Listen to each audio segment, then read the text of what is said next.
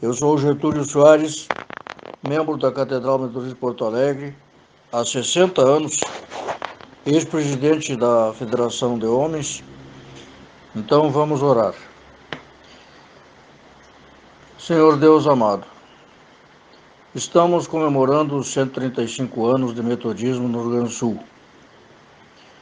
E nos vem à mente as figuras lendárias de João Correia e Carme Chacon, que trouxeram, Senhor, um sonho no coração, inspirados por Ti, Senhor Deus.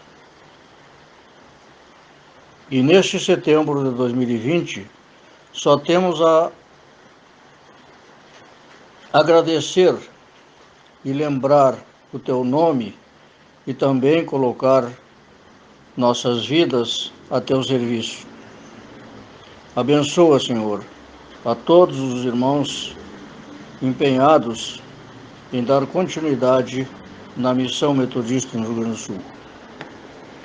Abençoe também, Senhor, as sociedades de homens e mulheres, juvenis e jovens.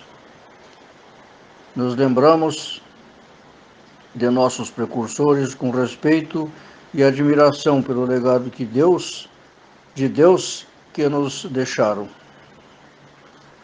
Senhor Deus, tenha misericórdia de nós e nos oriente, nos ilumine no caminho que devemos seguir para continuar plantando a Tua palavra no Rio Grande do Sul. Em nome de Jesus Cristo, nosso Senhor e Salvador. Amém.